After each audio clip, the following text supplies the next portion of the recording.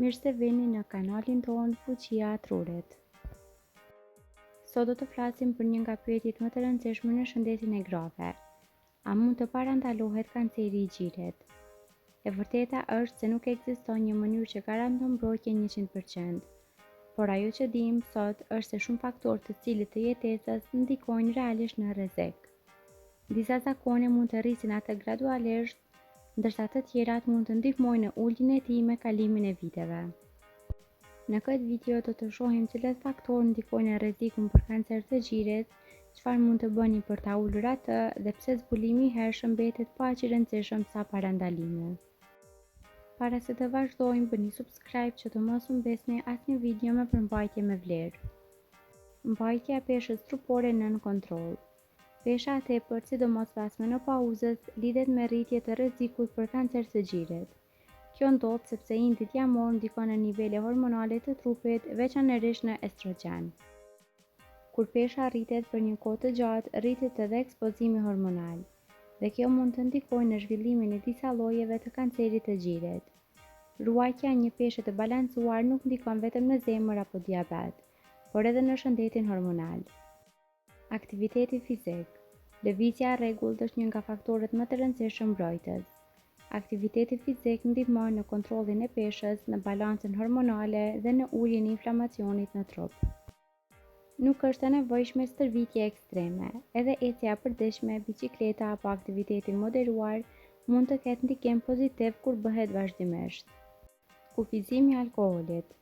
Shumë njerëz nuk e dinë që alkooli lidhet drejt për drejt në rritje të rrezikut për kancer të gjirit. Sa më i lartë konsumimi, aq më shumë rritet rreziku me kalimin e kohës. Kjo ndodh sepse alkooli ndikon në hormone, inflamacion dhe mënyrën si trupi përpunon disa substanca. Edhe sasi që konsiderohen të moderuara mund të kenë efekt kur konsumohen rregullisht për vite. Ushqimi dhe mënyra jetesës.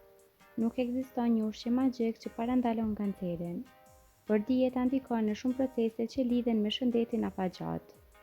Një mënyrë ushqimi më e balancuar është me më shumë perime, fruta, fibra dhe ushqime më pak të përpunuara, dhe kjo lidhet me shëndet më të mirë të përgjithshëm.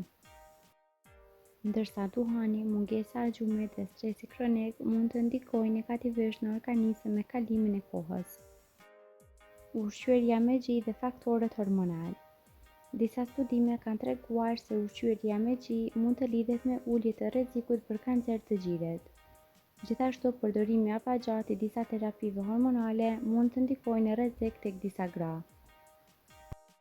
Kjo nuk do të thotë që hormonet duhet shmangur gjithmonë, por vendimet për terapi hormonale duhet të merren me vlerësim mjekësor individual. Njohja e historisë familjare. Historia familjare është një faktor shumë i rëndësishëm. Nëse në familje ka pasur raste të kancerit të gjirit, vezoreve ose mutacioneve gjenetike të njohura, rreziku mund të jetë më i lartë. Kjo nuk do të thotë që sëmundja do të zhvillohet patjetër, por do të thotë që kontrollet dhe ndjekja duhet të jenë më të kujdesshme. Kontrolli dhe zbulimi i hershëm. Parandalimi nuk lidhet vetëm me stilin e jetesës.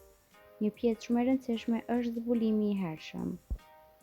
Kontrollet periodike, mamografia sipas rekomandimeve dhe vëmendja ndaj ndryshimeve në trup mund të ndihmojnë në identifikimin e problemet në faza më të hershme. Dhe sa më herët të zbulohet, aq më të mëdha janë mundësitë për trajtim të suksesshëm. Kanceri i gjirit nuk mund të parandalohet plotësisht, por shumë faktorë të përditshëm ndikojnë realisht në rrezik. Mënyra si ushqeheni, sa lëvizni dhe sa kujdes tregoni për kontrollin e hershëm mund të bëjnë diferencë me kalimin e viteve. Kaq për këtë video. Faleminderit që na ndoqët, dhe për më shumë video të tilla bëni subscribe, like dhe comment.